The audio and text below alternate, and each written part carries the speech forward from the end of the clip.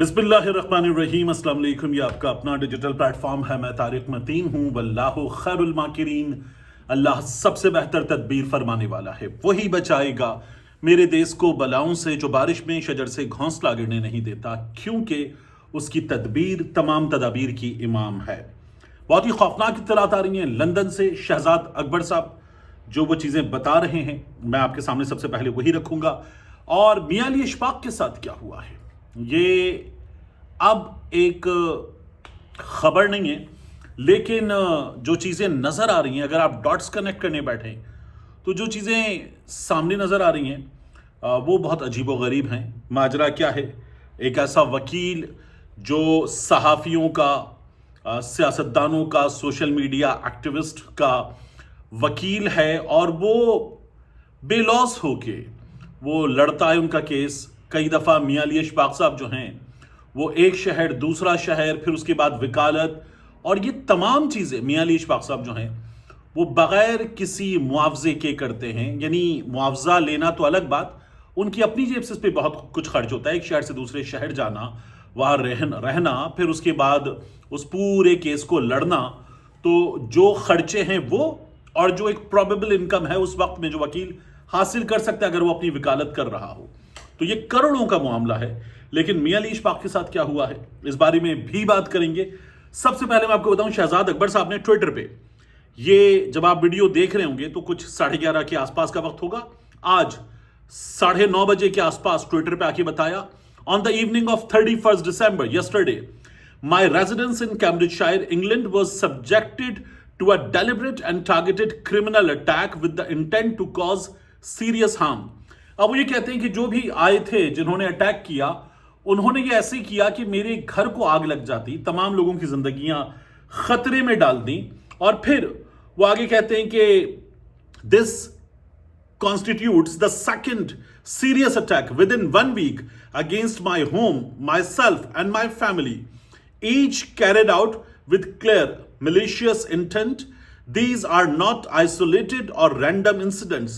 I was physically assaulted in a targeted attack on 24 December, leaving me with substantial injuries.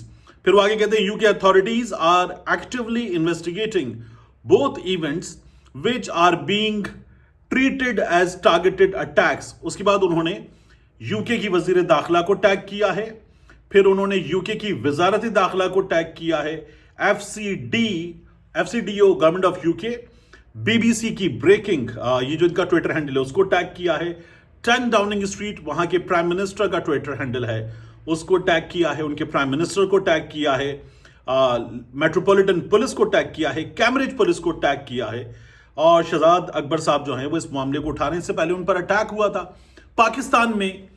इस हुकूमत के लोगों ने कहा कौन सा अटैक हुआ है, यानी वो जो जंगली के अल्फाज इस्तेमाल करने वाली या अम्मियां, मतलब कमाल है कि किस तरह से ये लोग ये अल्फाज इस्तेमाल कर लेते हैं। अम्मियां कपड़े नहीं पहनती, ये जुमले बोलने वाली जो अज़मा बुखारी साहिब है, उन्होंने कहा कि कौन सा अटैक हुआ शहजाद अकबर पे, हमने तो सुना इतना मारा उतना मारा, वो तो आके बैठ गया।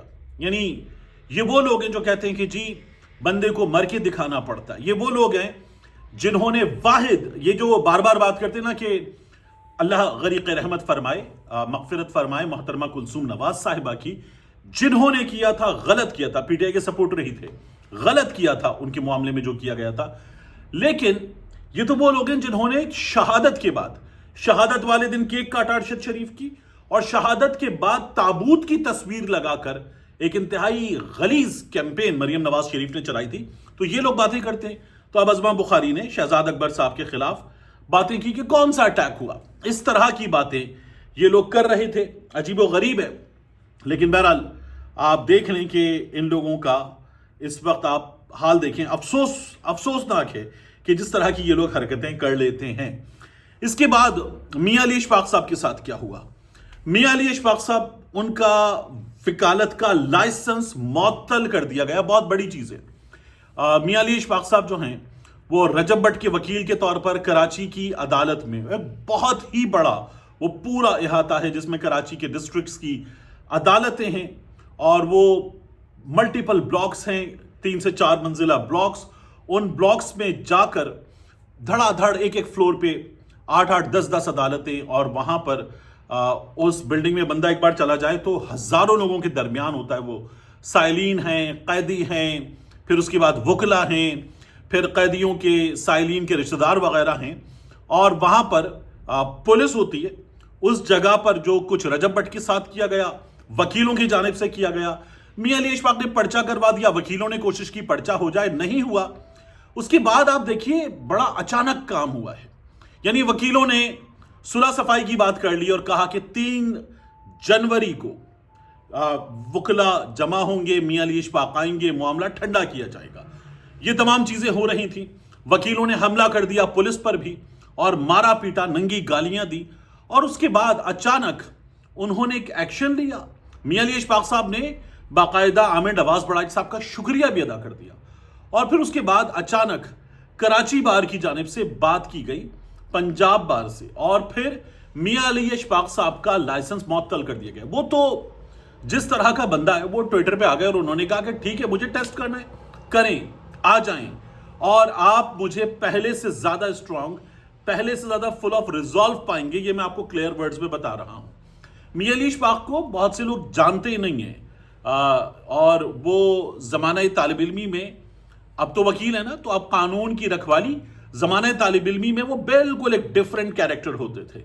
तो मियां अली इशफाक साहब से, उस वाले मियां अली इशफाक साहब से हम कुछ दोस्त, कुछ लोग वाकिफ हैं। बहुत से लोग वाकिफ नहीं हैं तो वो उनके बारे में जानते नहीं है। अब अच्छी बात यह कि वो शख्स आईन का रखवाला, कानून का रखवाला बनकर काम करने की कोशिश करता है। वगरना मियां अली इशफाक साहब, ये जो हुआ था अदालत में, इसमें वो बाकायदा तौर पर जवाब दे सकते थे, और वो इस तरह का बंदा है कि वो जवाब दे सकता है, ये मैं पर्सनली जानता हूं। तो अब उनके साथ ये कर दिया गया। यानी कराची के वकला पे मुझे अफसोस है कि इन्होंने अभी जो कुछ हाइब्रिड हुकूमत की जानिब से किया जा रहा है उसमें बाकायदा तौर पर वकीलों का सबसे बेहतर केस और जजेस का केस सबसे बेहतर कराची के वकला ने लड़ा। सबसे ज्यादा आवाज उनकी जानिब से थी, लेकिन फिर अचानक वो उन बदतमीजी करने वाले वकला के नुमाइंदे बन गए, उनकी ढाल बन गए, और मियां अली इशफाक के साथ ये कर दिया है। और अब ये कह रहे हैं कि लाइसेंस सिर्फ मुअत्तल नहीं, मनसूखी के लिए आगे बढ़ेंगे। तो फिर इसका मतलब है कि जो तमाम चीजें की गई थी वो ड्रामा था। अब मुझे इसमें खबर नहीं है मेरे पास कि किसी ने करवाया है, लेकिन मियां अली इशफाक साहब किसके वकील हैं? वो हैं वकील जनरल रिटायर्ड फैज हमीद के, और उनकी तरफ से उन्होंने अपील भी कर दी है। वो अपील बज़ाहिर ऐसा लगता है कि वहां से रिजेक्ट होगी, और फिर उसके बाद सिविलियन डोमेन में आकर हाई कोर्ट और सुप्रीम कोर्ट में अपील का मरहला आएगा। तो क्या मियां अली इशफाक साहब को निशाना बनवाया गया? जनरल फैज हमीद के वकील को निशाना बनवाया गया, उनके लाइसेंस को निशाना बनाया गया है। जनरल फैज हमीद को लाइसेंस वाले वकील से महरूम करके एक्चुअली वकील से महरूम किया गया है। क्या ये किया गया है? ये अब दाल में काले की तरह हमारे सामने है। इस सवाल का जवाब अगर मेरे जहन में कुछ है भी, तो मैं जाहिर है कि उस सवाल के जवाब पर बात करने से इज्तिनाब कर रहा हूं। ये नहीं होना चाहिए था। और ये वकीलों ने जो किया है, ये तो वो वकील हैं कराची के वकला या पंजाब बार के वकला कि जिन्हें अभी अदालत का, इंसाफ का 26वीं 27वीं आईनी तरमीम जजेस का, आजाद जजेस का मुकदमा लड़ना है, और ये जो कर रहे हैं ये बहुत अफसोसनाक है। लेकिन बहरहाल मुझे लगता है कि इसके पीछे कुछ और भी हो सकता है, जो कुछ हमें शायद समझ में आ रहा है। आखिरी चीज, आप एक चीज देख रहे हैं, गुज़श्ता कुछ दिनों से मुसलसल हो रही है। महताब हैदर साहब इकोनॉमी कवर करने वाले टॉप रिपोर्टर्स में शामिल हैं। महताब हैदर साहब हुए, फरहान बुखारी साहब हुए, उसके बाद सनाउल्लाह साहब हुए, या इनके साथ साथ यंगेस्ट हैं इनमें लेकिन बेहतरीन रिपोर्टर इकोनॉमी के शहबाज राना साहब, रियाज अंडी साहब, he is one of the best.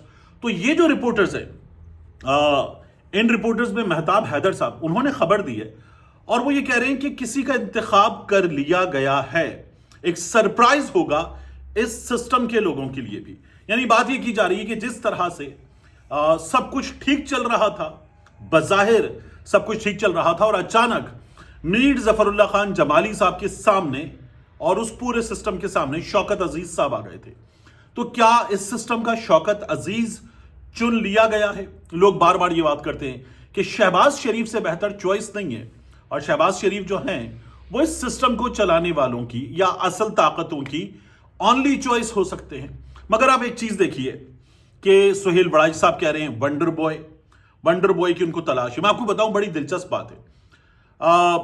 آج میرے گھر پر جو فوڈ پینڈا کا آرڈر لے کر ایک نوجوان آیا, اس نے یہ بتایا کہ وہ ٹویٹر پہ ایکٹیو ہے, وہ ایک چینل پہ کام کر چکا ہے, وہ حالات حاضرہ پہ نظر رکھتا ہے, اور وہ کہنے لگا سر یہ ونڈر بوائے والا معاملہ کیا ہے, وہ فوڈ پینڈا والا لڑکا. تو مجھے بڑی خوشی ہوئی زبردست کہ لوگ اتنے اویئر ہیں, اسی لیے تو اٹس اوور والا جو آرٹیکل ہے وہ ڈیلیٹ کروایا گیا. تو وہ پوچھنے لگا سر یہ ونڈر بوائے والا جو معاملہ ہے یہ معاملہ کیا ہے, کون ہے یہ ونڈر بوائے. میں نے کہا دیکھو یہ ونڈر بوائے اچانک پتا چلے گا, ابھی ارادہ پتا چل رہا ہے کہ ایک ونڈر بوائے لانے کی خواہش ہے, یہ ہمیں پتا چل رہا ہے. اور آپ دیکھیے تو ہمیں یہ بھی پتا چل رہا ہے کہ پی ایچ ڈی لوگ ان کی اس سسٹم کو تلاش ہے. پھر یہ باقاعدہ ترجمان صحافی بتاتے کہ سب کچھ ٹھیک ہوتا ہے اور اچانک کچھ ہو جاتا ہے. تو یہ باتیں بھی اشارہ ہیں. سہیل وڑائی صاحب کا ونڈر بوائے بھی اشارہ ہے. کنور دلشاد صاحب جو یہ کہہ رہے ہیں کہ ہمارے ہاں کچھ ہونے والا ہے, تمام نظام کے لوگوں کی چھٹی ہو جائے گی, یہ بھی اشارہ ہے.